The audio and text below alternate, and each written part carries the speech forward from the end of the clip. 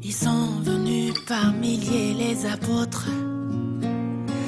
Bonjour à vous fidèles téléspectateurs de la Pertinence. Voilà, c'est l'heure à laquelle vous êtes habitués de suivre votre magazine Pertinence. Nous sommes là, comme vous le savez fort bien, nous recevons pour vous toute personne évoluant dans n'importe quel domaine de la vie. Pertinence d'aujourd'hui reçoit pour vous celle qu'on appelle, moi je l'appelle une nouvelle étoile montante. Voilà, on l'appelle Claudia Bakissa. Claudia Bakissa, on est là, on l'a surpris en plein studio. Elle est en train de préparer son nouvel opus. Je ne sais pas, elle va nous parler de ça tout au long de cette émission Pertinence. Voilà, avant de recevoir notre invité, avant de la voir bien sûr, nous allons devoir suivre une chanson et puis nous allons nous retrouver pour la suite de votre magazine Pertinence. Suivons et on se retrouve tout juste après. Papa chéri, je veux bien la moto pamba. Yoka, Claudia Bakissa, la perle noire.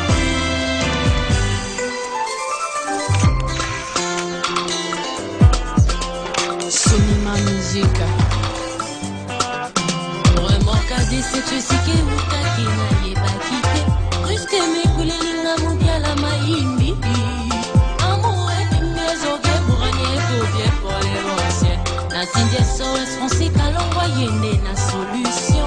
Gaïka t'avra pour m'y aller na yo maïmbi. Ouais apparaître le Jésus n'a qu'à Lazaro. Ressuscité à ma folie.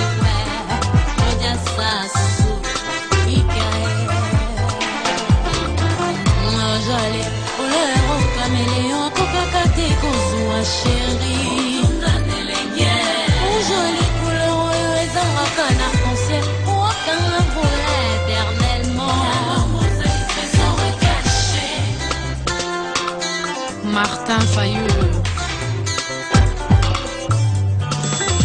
Claudia Bakissa enseignait, la tendresse, la place à chagrin. Au lieu de les autres affinés, comme enseigner les sous son plaisir grâce à toi. Que je suis perdue, aux lumière à Vilanga. On t'est écrit économique que la langue la comprendre pour maman bébé. Nandi makate, nandi niye. Bébé cookie kose quoi na caresse David Monceau. Dengue blanche léger assez quoi qui n'a besoin prince Arthur. Les anango, mystère à Polingo. Les anango, mystère à Polingo. Couleur caméléon, coca-caté, kozua chérie. Joli couleur, les amours arc-en-ciel, aucun pour éternellement. DJ Russell, Boyoma Boyoma. Fideline Moussadi. Maman lève, Yomo Koloba qui osayanga ime. Alors faisant les dégainer. maman lève.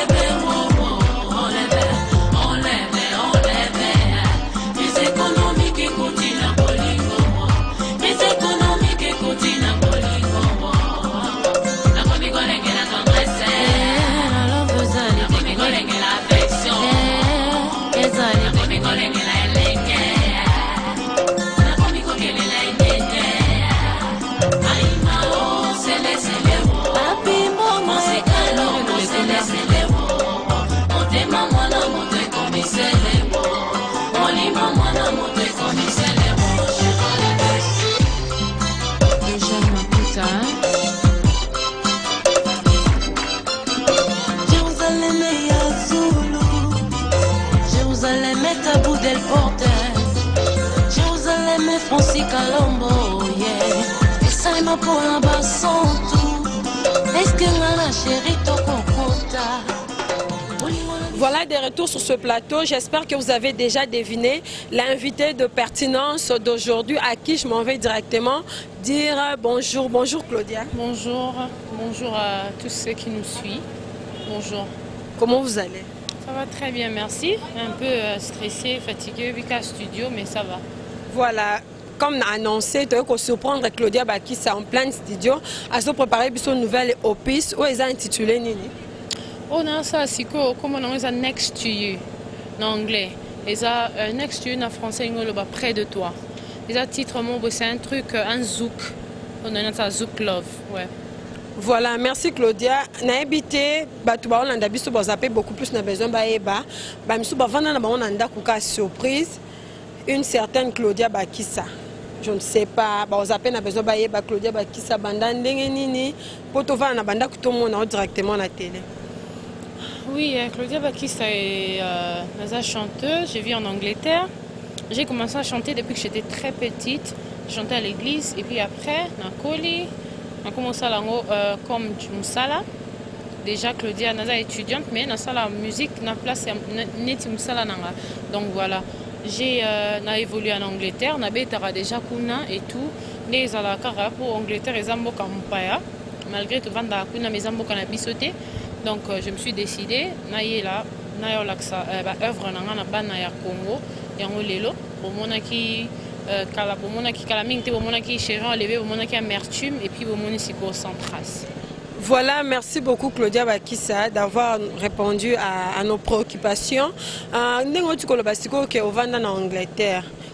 Apparemment, c'est comme si on vendait ça beaucoup plus ma solo que Awa.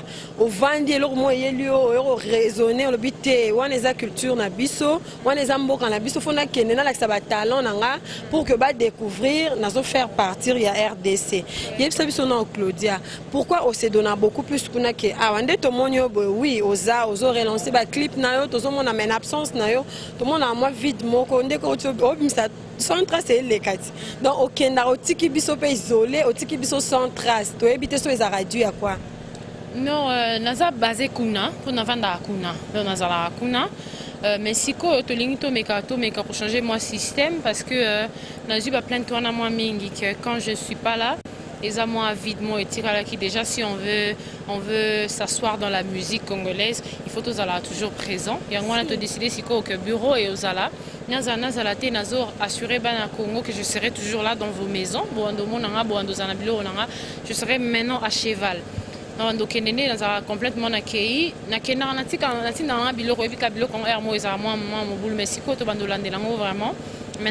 on a pris tout au sérieux. Déjà, toujours qu'on a sérieux, rigueur. Donc, je suis là. Comme vraiment à cheval, Londres, Congo, d'origine. Donc voilà. Voilà, merci beaucoup. Congo Zamboka no faut pas tika bana qui mon émission a biso beaucoup plus déjà pour promouvoir ba œuvre non potoye ba qui est réellement yo au salarani et tout. Claudia Bakissa biso non ndenge ozalelo Claudia Bakissa ezaka dû à ba singles to aux albums à trop vraiment zo lancer en union so pour ba ba na ba différents clips soit ba nzembo belé pour tout monde aka bois qui moi moko tiki na yo na to salela ki chéran levé na habité na karaté ça que to ont préparé album ndenge zalaka album, je dois prendre mon temps. Je ne veux pas quand même c'est le mot donc je suis en train de préparer un album. Au fait, sans trace, ils ont tiré de mon album. Mon album qui est intitulé Destinée. Ils ont tiré de mon album. Pourquoi Destinée? Parce que la musique est destinée. Donc, on va comprendre quand l'album va sortir. L'album va sortir bientôt, avant la fin de l'année. L'album sera là, tout préparé. Déjà, on est en train de faire des clips. Les gens savent clip. On a déjà fait un prêt. Ça va clip parce que j'ai fait un featuring avec quelqu'un ici. Et on a qui peut aussi sa partie à partie d'un clip à vidéo pour faire un peu original. Et ça que ça l'inté mon nom musique analinga tout ça là bien tous ensemble aussi sa vidéo awa après que la mingité bozwango ba tout ba CP là Destinée dans combien de titres? 8 titres. Pourquoi tu as la bah ils en a 8 titres, il y a différents styles là Kati. J'ai fait du zouk, R&B, j'ai fait du on a coupé décalé soukous. Dans ça bleu et belé, il y a Sans Trace, il y a Amertume, il y a Motiribara, il y a Près de toi, Ononchoye Bissau, Next to You, Il y en a beaucoup. Bâti très amour belé, la Fico Fio. Il y a Clin d'œil. Donc bâti très belé, il y a Kitoko pour CP. Là, on découvre une dimension. C'est ça côté Obina rumba. Côté moi Zouk Love. Côté loquette. Côté ni soukous. Par exemple, on a oui le longomba. Bana Congo, binda oui le longomba. Linga moi chaud. Donc tout binapé. Donc voilà. Il y a Voilà, fidèles téléspectateurs, quand on a rassuré, Binonga Monazaki présente dans le studio. En tout cas, il y a vraiment des bonnes choses, il y a plein de bonnes choses dans le nouvel album. Claudia a lancé, elle a vraiment surpris, CP là. Quand on a le boss, vraiment apparemment, ça complète voix. Premièrement, d'abord, tu chantes bien, c'est pas pour te flatter. Et ça te pose en face, tu chantes bien. Dans ce pays, tu as une inspiration de tu vois, puis ça, rêve na yo. Au souhait un jour aux allélo, Claudia qui ça ou bien comme Elio Kakando, dans une église. Et là, on est ça qui continue quand on rythme l'église, tu es obimana ou comme un gambo. Autrement, la mingi va bandana mukid baké l'église. Au fait, moi je chantrais trop à la maison. Je chantrais trop à la maison. Papa a décidé qu'il non, Claudia fois qu'il y a Mbaka. Azala na groupe ba tuba Mbaka. Je faisais ça parce que et là je sais qu'on involve musique et ça que c'est pelisanga et on a dans salon musicaux yo. Non ça en tant que profession. Profession, on peut non ça donc gagne pas et tout ça. Au rêve qu'un jour comme yeah, parce que déjà dans la maman Bilabel, Natala déjà dans le maman on a pu faire comme maman. Ça est là parce que c'est long moi maman Bilabel comme ça bah téléspectateur va se et là maman Bilabel on ça à Nairobi au bat baebi moi mingi na yo kinzambe motindo ya pasi banyokolio ya kapembeni nazali sewa yo ya motema tovandi bomwana tomeseninga na yo dunia tobandi bomwana kimoninga na miso ya mama esali mabe na yo kaokomi na pasi naza te nakoya na Kenya na ya kozwa yo tozonga na Kinshasa Nairobi Mombasa, Nakuru, Kisumu, Ntoyebani. En tout cas, bravo beaucoup à vous, bravo à Claudia. Claudia, en tout cas, na habité bande ko balanzi biso ba sepeli. Wana otoye mbele biso mo extrait yanze maman Bilabel oyo moko epingle ko sepela ane mingi. Alors maman tchala mona bazape bazaki mo ebele na tona to na beti masikini to na maman tchala mona na miso ba kenda batiki biso okosala biso pe morceau maman national. Bon, na linga bango nyonso tout. Sur la même dossier la morceau na linga bango nyonso. Na linga mama Betty Masikili, na linga mama Chalamon a déjà na pessier bon anniversaire pour notre 35e anniversaire na ye. Voilà, non ça moi le rené mon moukier, il y a Alibala. Et ben la sundeni. Baninga e na silabali. Baninga e na silabali. Otika kofinelanga misongo na nzela. Otika kofinelanga misongo ya bamura. Nazwi ya ngai mobali ye. Bopesanga kilo na nzoto e. Nazwi ya ngai mobali ye. Yanga lopete ekotila mosapi banzela ya kala enyo songa na sinatiki. Voilà. Merci beaucoup, merci. J'espère que cet extrait et c'est pas si bon Gladys Louani, la fille à catalogue. Il y a vraiment le bar à côte à 8000 km. Donc des gros bisous à vous et un grand merci à vous. Voilà celle qui fait l'honneur de la famille Louani. La fille il faut, à la place il faut. Gladys Louani, un grand merci à vous et bonjour à vous. Voilà un Claudia Bakissa. Son nom Nathan Nabino quoi. Nathan actuellement tout le monde a mission chrétien et mission et basi babimi belé. Tozana ba Mégetron, tozana Cindy le cœur, tozana la perle. Tozana donc bosé belé pour ne pas to citer ba comme nyonso. Sarah Fiona pas zawana na bango nyonso balobela roni. Baba artiste, baba congolaise netingai. C'est la makasi na mona pe que tona batana e belé na mboka. Na yo pe mo Claudia Bakissa. Na kati voilà. Siko yebisanga na ndenge ba misu bazozo la musique, c'est comme si community, hein, film on ravandi kaka na habité pour ne pas douter na ba talent na bino na ba capacité na bino to somona musala bo sala ba œuvre eza palpable les hommes na misu eza na ba misu pe ba romi ko rêver avant dika lo binga pe fort réellement na sa ka musique amoni Claudia Bakisa outi Angleterre ayekin azo évoluer bien tango la ndoko na émission nga pena comme quoi Claudia Bakisa okoko yebisa bango nini concrètement. Ben c'est vrai makambo loba ba te belé ba romi ka o vandio la muki obinanga fona sala boy il faut liboso eza na musique faut ezala eloko yo lingi eloko yo lingi pe eza musique ba botama nango eza raté koya oza no musicien botama no artiste to eka boye oyemba mo comme artiste ezala bongo te musique ba botama nango il faut ezala eloko oyo ozozo wango pe na sérieux poso oyeka olobinga na yapona yebana ok no musika te osuka no peka oyebani wana pe suki peka wana sel pe lote. Donc voilà quoi, musique faut aux sérieux faut ezala eloko na yo nano nzamba tinda yo sala o nzamba chayo na kati na yo parce que moi quand j'ai commencé la musique na bandaka déjà na yemba na beta ya ba concert na leka na télé. Donc la télé est venue après. La télé est venue après. Batuli babaki non. On comprend que Sengara Babylon la même chose à médiatiser. Voilà, Batuli Senga Claudia c'est le moment. Bat faut pas découvrir yo, bat faut pas yeba yo malgré que beta malgré ça la Batuli habiter il faut yango na yo yasima. Pour ça on a bien banda liboso pour bat musu ba ka yeli maman TV na TV non. Faut musala non. Parce que on a travaillé dans liboso on a travaillé na monique OK, na niveau on a eu quand même ko défendre na yasi qu'on a l'accès ça na ngana mboka. Donc pour na bateau baza ouvert na ndako rêver te mis il aura ça les ébélés. Exacte que musique kaka musique so eza eloko na yo nzamba pesa yo. Ah, c'est bien, zwa ngoka na sérieux. Musala parce que musique pour aucun de liboso ça ngoka musala secret muso eza na ngote. Ya na ngoka musala c'est tout. Merci beaucoup Claudia. C'est son difficulté ni okuta na lango tout au long et à parcours musical na. Ben musique déjà ils ont facilité, c'est le moins la facilité en plus moi c'est les sous ils ont facilité. Déjà parfois ils alara, ndi na sala na salle en Angleterre pour na beta ba concert mingi, ba en Angleterre ba ebi, bon séjour na batna son ebi ke ba passer belé, ba au Angleterre ba Hollanda. Déjà j'ai dit je salue ma make-up artiste nanga pour sala ba blo mona Claudia Bakisa na signorina Lutete. I love you, I know you watching me. Les difficultés qu'on rencontre, bah difficultés c'est belé déjà net ngamo moi si oui. Au travail tant que ça va mi bal. Bamba bazalement ba comme na bon mo pour gérer bango c'est pas facile. Mo bo ezala facile tout monde. On peut ba jolie habilitation belé boy. T'es non ba c'est pas net. Mais la cause c'était quand même ba téléspectateur. Ouais ça c'est ouais. Ah oui bikama commande ezala mais t'es non ba na sens ya ba mi bali baza mo bo soza moi na moi si c'est quand même difficile hein, c'est quand même difficile. Je sais que ça passe. Ça passe et les grands déjà soza musala na oyebi koza moi ozana moi autorité non tu peux faire ça mais c'est difficile.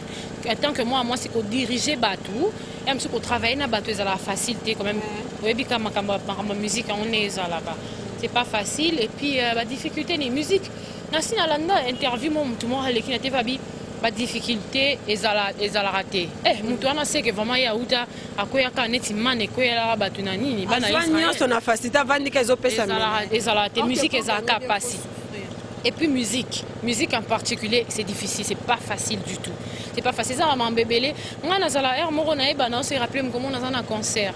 Na un concert tellement stress et les gars na la kati na vandi na libanda batu ya ba koti. Na ole la nkati voiture na mino obeta te vajanso e obeta te ba koti basi ba pesa ki ombongo na kiti na pango sima ya misu na koti na obligé na laksa ba sourire mais na zako le la nkati voiture mais c'est comme maso na de balo ba senga rabino ba artiste musicien surtout ba boye sikana monde ngo senga rozana moi charisme mo boye posant la façon d'être mon boy et c'est même sous batoyo to ndeka toyo car les questions les préoccupations ba téléspectateurs même sous ba mitou na ba c'est on aura plusieurs questions posant moi bimela mela moi bitia tia pour que se tenir devant la population na bi déjà moi nazala déjà mutasoni nazala un peu timide mais elongwaka comme on est sur matin podium moi 3 secondes loin ezala moi timidité salio moi et saliboé. Après c'est fini. So bandi da oyemba. So koti na kati ya ben akoyemba. Koyemba za elo mo ezaka nzamba sala ondenge. So koti na kati ya ben oyemba na mona lisute na mona na ota likolo na mona isute. Déjà moi je bois pas l'alcool, je fume pas. Amen. Tu es une sœur de. Et ça là. Voilà, fidèles téléspectateurs, comprenez, c'est l'ambiance de votre magazine Pertinence. C'est Claudia Bakisa qui vous parle. Voilà, nous poursuivons cette émission ensemble avec vous. Claudia Bakisa, c'est son maquillage au tia kawana. Na ba pose, na habité za film. Non, na habité son art. tobengango po mutu asalanga maquillage aza artiste maquilleuse donc asala na soto mibale eza neti moi concept et koza bo vandeli histoire po biso to sala clip tezaka allez tourner to bandi fond la caméra binate biso clip na biso to rappeler na concept monde bato batonga ndako basala plan biso clip na biso za bo to tanda bena papier mulai na se moni plan ba komi ba dessiner place au concept nango eza olata boye maquillage no faisala boye par rapport à circonstances par rapport à histoire donc au travers anya surtout la mwinda ni neza na po maquillage ni nesimba na mwinda o maquillage ni siana ni lamba o to travail bon so taliba occidentaux et belé au taliba vidéo na bango ne ba maquillage na ba tira na ba vidéo na bango eza ne na vie na bango normal bazate bato ba yebi na bango ko ba yebi quelque chose à alinga naturel mais ce qu'autant au télémana make-up artiste à télémi directeur il y a vidéo à télémi réalisateur producteur ba yebi so non tu dois faire ça parce que ça donc ça marche avec musique nangai style et kenarana style parce que moi j'aime un truc des trucs un peu oh bah aime suyoko ça non ngoté autre que les autres voilà ngobi makana marque non parce que na lingati na zana ba oubliette parce que quand dans l'équipe obi que obi Sophia na to kanga inze mona to kanga lo na ngamo bo na salaki c'est ça quoi maquillage et ça la copie bien simba voilà et c'est là au moro bima nango et ça le quoi référence mais Claudia Baki ça to éviter au CP que beta remix ya Chéron enlevé pour kara ozana Gino ou soit il y a un exemple et ça là qui est ma cambo vraiment vendre des ventes vous pose du peu goût na on ba mo s'attendait qu'il en plaire wana et ça le quoi référence non oui hein ils ont neti na lo bango toujours un petit pantalon grand frère na ça qui on kanalati affection makasi siko bino mbale mikolo ezani eza bord ezanga kombo ya famille toto lobanini mikolo et ben Gino je salue Caporé qui est en Afrique du Sud en ce moment qui est parti visiter Nelson Mandela. Nelson Mandela à bénir commandant de bord. Donc c'est mon frère, on est là, tu travailles en abyss, so ebikande za la soza au bossa la msa monan de konao, so elo ko ça les ali bo cha bo s'entraider. Donc voilà. Donc on a quatre commandant de bord. Bonjour commandant de bord déjà, tinga dans album na Destiné. Commandant de bord isa Gino, nga na zaka na yo cha mo apport na commandant de bord na tozana comment on appelle ça, générique moko na bois qui m'a écrit et puis tout ça les featuring dans un moment quoi, c'est tout. Ok, ils ont juste ça, moi c'est bon. Présence non pas ça, moi un plus dans quatre albums, il y a commandant de bord, il y a Gino. Voilà Claudia Baki, c'est un album nous ont lancé, bah message ni vraiment beaucoup plus ils ont véhiculé. Ils ont rapporté la reine des Tchatcho, ils ont rapporté la reine des Tchatcho. Il y a un autre rumba mingi, autre chose déjà exploité moi bah style est belé. Mais est-ce que message ni nous a beaucoup plus véhiculé dans banzembo na on? Message nangai mingi ça na quatre années ils ont amour kaba bolingo po yango ndele kinya satu so tali bible banana na Genève tin apocalypse zaka bolingo voilà c'est l'amour. Voilà Claudia le but moi mingi ici on peut souffler un peu voilà fidèles téléspectateurs la permettre nous bolanda clip oyo sans trace on n'a pas lancé quand on a un nouvel album net destiné d'ici là on pose déjà au CP là suivant cet extrait et puis on va se retrouver tout juste après pour la suite de votre magazine.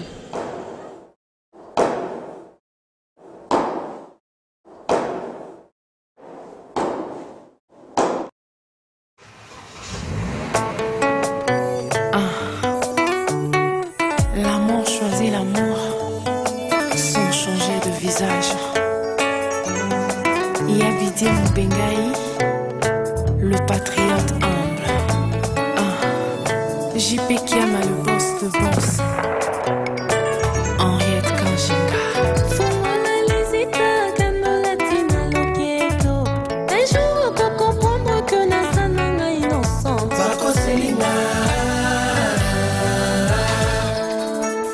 Michel Adilouya, la plume d'or.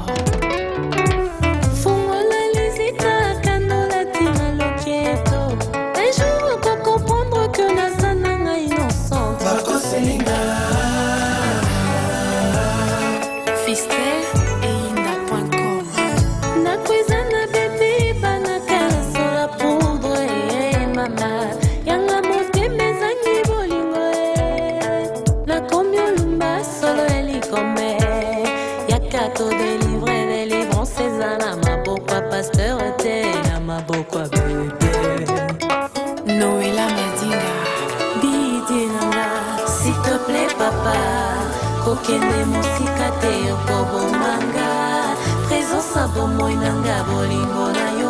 Dekafanda kanazala bolingo efandaka na motema Charala lisinga libanda akomi singa fazer abare ngai mama akomi ngai nanushu ngonjo apeti ngai la vera chéri nanga s'il te plaît papa kokende musika te okobomanga présence abomoy nanga bolingo na yo dekafandaka nazala bolingo efandaka na motema Charala lisinga libanda akomi singa fazer abare ngai Julie Zulema akomi ngai Brigitte Taille apeti ngai na Kelian Carla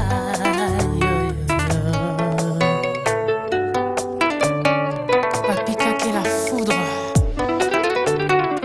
balobaki barolorota mais bazoboya komonzela nano mosese vibration Faustin Kinsiona MC Riga aimez aussi ton peine et habité Moubengaï le patriote humble toi côtier libéré nyonso bato banyonso bambolo nyonso obele bidie namoni ete alali wapie akei wapio Yves Kabemba Congo Mikele et habité Moubengaï le patriote humble Bouto et Cotier Voilà, fidèles téléspectateurs, nous sommes là, nous sommes toujours là avec Claudia Bakissa. On a tout ce qu'on a sans trace. Bafa nous peut balinga yo kango en live. Moi mouké ça la bien. et habité Moubengaï le patriote humble Bouto et Cotier Bibwele nyonso na monoko andako bataba nyonso na monoko andako bamboloko nyonso na monoko andako bobele bebe namoni ete alali wapie akei wapio nganakanisaki ye tokonuna esika moko lelo yokeye bandalukui bandenge nalingaki ye kolula ye te na traversa des airs. Voilà. En tout cas, merci beaucoup Claudia Bakissa. Tu chantes tellement bien. Moi personnellement, Nzembo s'appelle Sanga. Dans les lacs côté le baki abarenga, mama abominga, abarenga. En tout cas, félicitations vraiment. Tu comme vraiment comme à la souka, tu comme cochité. N'habité Claudia Bissabsona nous. À quand vraiment album destiné au bima pose déjà en plein studio. C'est un peu temps, c'est pas facile. Oyembi boyoki et tout et tout. D'ici là vraiment, on peut ça. Date nini soko fixé bana kindeni. Donc avant fin de l'année, novembre déjà il faut ici, donc il faut ici là. Déjà dès qu'on travaille, on travaillera à Kin, na Londres, Paris. Donc Monica va dire salon des années et si ça fait voyager, Mais pour nous assurer bana Congo que donc tu déjà né numéro. Donc c'est sûr. Avant fin de l'année, au mois de novembre, album Ezala et Sili déjà. Et s'il a déjà une vidéo, surtout déjà en novembre. Voilà, merci beaucoup Claudia Bakissa. Ça va nous sur Baolanda yo, Barev na yo. Tu dis que ils déjà souhait, on le bien passion, on a que les lots à la musicien. Il ça soit par musique, au contraire, au salani na vie ou bien nous évoluer boé. Aux hommes on a déjà au commun niveau en musique nous souhaita. Aux évoluer kaka ou bien à part musique au contraire sous au salani nous investir dans bokandeni. Nous avons évolué, nous avons un comité pour la musique, nous avons un bébé écoute. Nous avons évolué, nous avons évolué, nous avons côté artiste, nous avons miné bakoma. Soué nanga yango wana donc soué amunya artiste no surtout azana na nini ana aza focus nelo moro a lobaka soué nanga zana koma place ba mikolo ba mama abiso ba koma tam souper ko sala ndenge bango basala ki ou mieux. Donc voilà. À part musique, musique déjà j'ai fait un mélange à musique na business. Na ça l'appelle business à l'université. Donc musique na business c'est un ensemble donc voilà quoi. Tout ça na katia nyosomi balé wana. Voilà, merci Claudia Bakissa. Nangina on a tourné le moko. Est-ce que na Claudia Bakissa tant on mi va nomi ta la raboye, osa jeune, osa musique pekitoko aussi s'agit autant ba mission bazo évoluer bien à temps. Oh quand est une nouvelle étoile montante, osa parmi. Est-ce que vous espérez un jour na mariage? Oui, pourquoi pas. Moi site. Mais voilà, comment moi si souka fois bala. Ouais, bien sûr. Mobile notanga okuta yo oko évoluer ko continuer souvent na ezala ndeni bokokuta na za déjà bien bokokuta na tant bokokuta na kati ya okuta na musique. Oui, mais ce que so mtalingi faut appuyer yo na musalo salaka. Faut appuyer déjà to yo kana déjà dès le début on bala na OK. To bala na mais musala yo faut tu aboko ke musala kende liboso. Voilà. Merci beaucoup Claudia. Et cette question est importante. Parce que moi, si tu dois vraiment un jour vous allez une mère de famille, vous êtes la responsable au gérer foyer nayo. Claudia Bakissa ça non bande ko ba Hollanda yo ba téléspectateur. Na musique chrétienne na biso na ba mission chrétien, na habité ba mission chrétienne na bas pe bazali.